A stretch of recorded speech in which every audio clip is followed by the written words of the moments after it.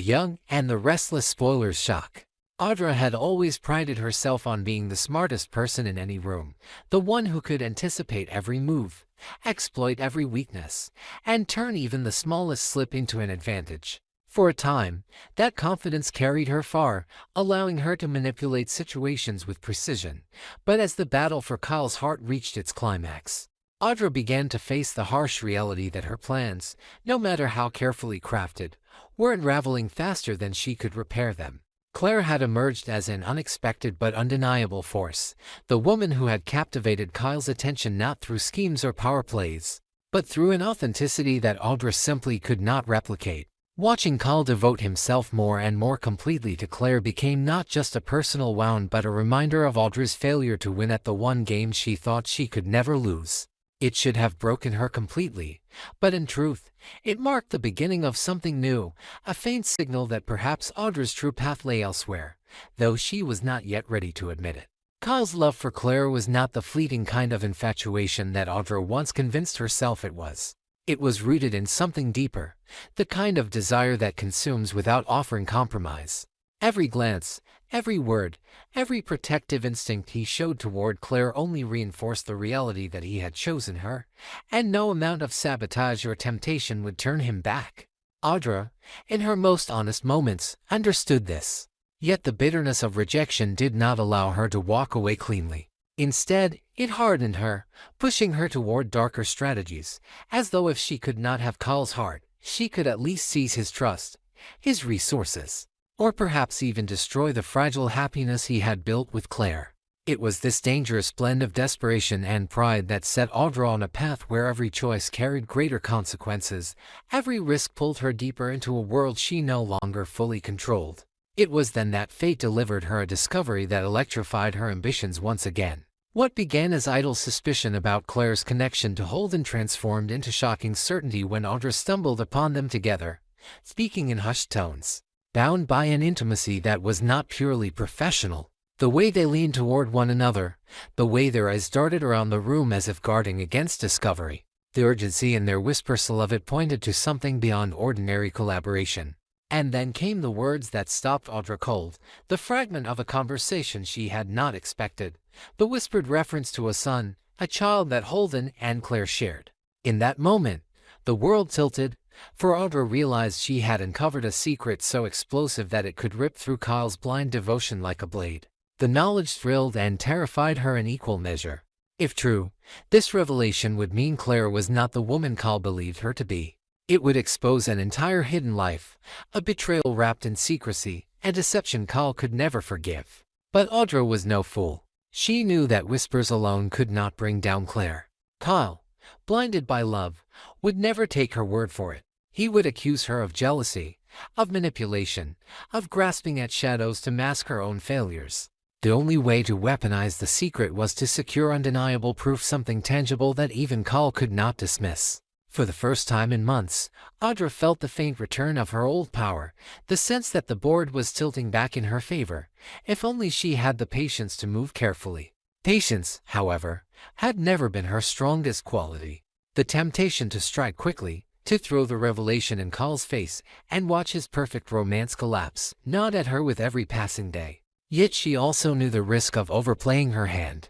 If Clare or Holden suspected she had overheard them, they would close ranks, hide evidence, and perhaps even discredit her before she could act. So Audra forced herself into an unfamiliar posture, restraint. She watched, she listened, she gathered fragments of information, text messages, financial transactions, cryptic meetings that all seemed to circle back to a reality they refused to acknowledge publicly. Each piece was like a brick in the wall she was building. A fortress of evidence that would one day allow her to not only destroy Clare's image, but also reclaim her place as the woman Kyle should have trusted all along. Yet even as she built her case, Audra began to think beyond Kyle, beyond the narrow obsession that had consumed her for so long. If she truly held the key to exposing Clare, she also held leverage over Holden, whose entire life could be shattered by the revelation of a child kept in the shadows. That kind of leverage was not something to waste on simple revenge. It could be turned into money, power, freedom, very things Audra had always craved more than love, even if she had momentarily forgotten it. And so the outlines of a new plan began to form, one in which Cal was no longer the prize, but the pawn, a man she would manipulate one last time before vanishing with the spoils of her deception. The plan was as bold as it was dangerous: seduce Cal with a final show of vulnerability, trick him into trusting her enough to give her access to the resources she needed, and then vanish with a fortune that would allow her to reinvent herself somewhere far beyond Genoa City. It was not love, it was survival, revenge, and ambition wrapped into one. To succeed, she would have to play her role flawlessly, convincing Cal that she had accepted defeat gracefully, that she harbored no lingering resentment toward Clare, and that all she wanted was a chance to move on. He would resist, of course, but Audra knew the ways to slip past his defenses, the precise words to speak, the wounds to exploit. It was a dangerous game, but it was one she believed she could win, so long as she did not let her emotions betray her. But what Audra underestimated was the complexity of the bond between Clare and Holden. Their secret was not simply a scandal waiting to be exposed, it was a labyrinth of shared pain and spoken history, and choices that had bound them together in ways outsiders could barely comprehend. Audra, listening from the shadows, understood only fragments, but the intensity of their connection suggested that unearthing the full truth might be far riskier than she imagined. Secrets that deep tend to protect themselves, and anyone who tried to exploit them often became collateral damage. Still, the allure of victory was too strong for Audra to resist, and so she pressed forward, convinced that this time, and like all the others, she would emerge not as the failure but as the woman who rewrote the game in her favor. And so Audra stood at the edge of two futures.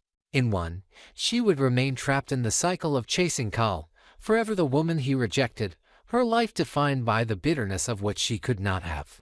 In the other, she would seize control, wield the secret of Clare and Holden like a weapon, extract what she needed, and disappear into a life built on her own terms.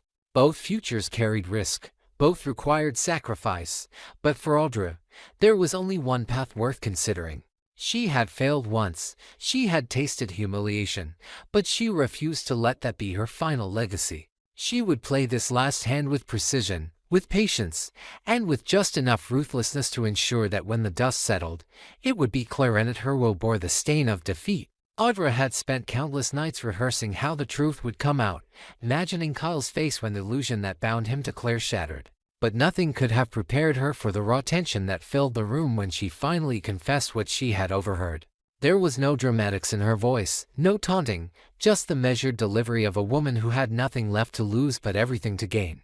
She told Cal about the whispers between Clare and Holden, the secret child they had spoken of, the way they had looked at each other as if bound by something no one else could touch. Cal had laughed at first, not out of joy but disbelief, because Clare had so carefully cultivated the image of purity, loyalty, and ambition that he could not reconcile this story with the woman he loved.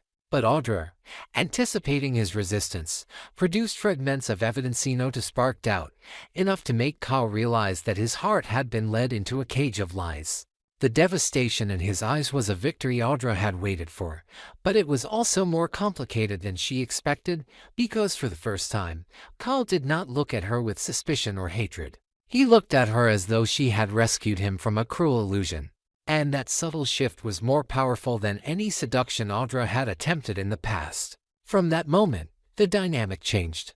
Audra and Cal, former adversaries caught in an endless cycle of attraction and betrayal, suddenly stood on the same side of the battlefield. They became unlikely allies, bound by the shared desire to rip away Clare's mask and expose her not only to Cal but to the entire world that had begun to believe in her. Cal's anger was not the quick, impulsive kind, it was cold, simmering, the kind that grows sharper with time. He had given his heart fully to Clare, and betrayal of that magnitude does not heal, it calcifies into fury. Audra, for her part, played her role with precision. She presented herself not as the woman desperate for his love but as the one who would help him reclaim his dignity, his legacy, and his freedom from the web Clare and Holden had spun. In those early hours of plotting, it was as if they had rediscovered something unexpected: mutual respect, or recognition of each other's cunning, and the thrill of striking back at a common enemy. Clare, however, was not one to crumble easily. When Cal confronted her with the evidence, her reaction was not shame but defiance. She mocked Audra openly, ridiculed her persistence, and dared Call to believe the word of a woman who had manipulated him countless times before. Her arrogance was staggering, her tone dripping with disdain as she declared that Audra's obsession had reached new lows, fabricating lies to drive a wedge between her and Kyle. But the more she denied, the more desperate her defense became, and the more Kyle began to see cracks in her carefully polished veneer. He pressed harder, demanded answers she could not provide, and as Audra watched, she saw the mighty Clare stumble for the first time. It was a moment of poetic justice, and yet it was only the beginning, for Clare was far too calculating to surrender without a counterattack. The tables turned in ways none of them had expected when Clare shifted her strategy from defiance to desperation. With tears brimming in her eyes, she turned not to Call but to Audra, the very woman she had spent months humiliating, and begged her to stop.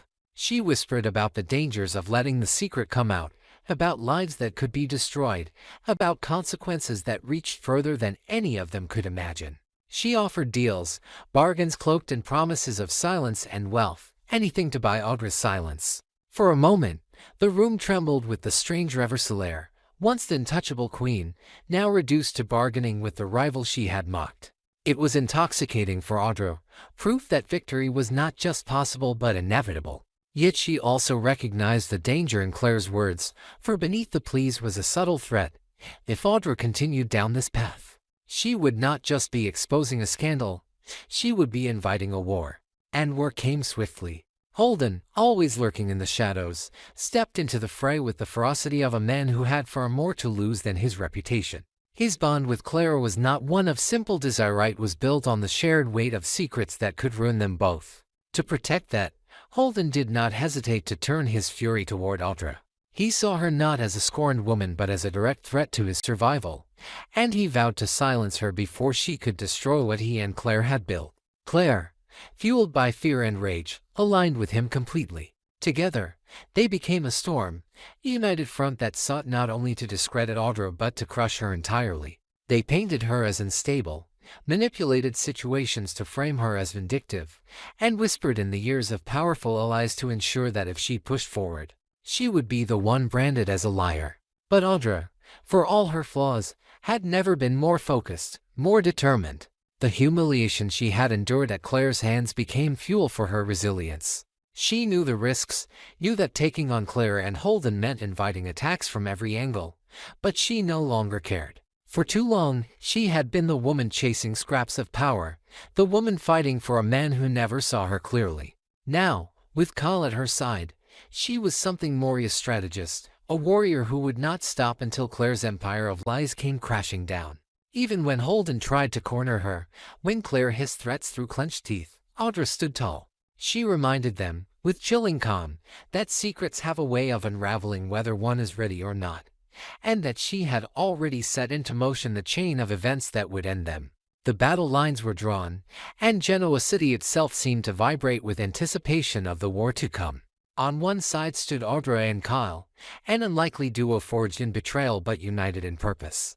On the other stood Clare and Holden, desperate, dangerous, and willing to go to any lengths to protect their truth. What began as a love triangle had morphed into a battlefield of secrets, leverage, and survival. And in this game, there could be no compromise, no retreat, only victory or destruction. Audra knew that if she faltered, she would lose everything. But if she triumphed, she would not only reclaim her dignity but carve her name into the story of Genoa City as the woman who brought down Clare when no one else could. This continuation brings the story into full confrontation, Audra and Kyle exposing Clare, Clare's arrogance breaking into desperation, Holden stepping in as protector, and the war beginning.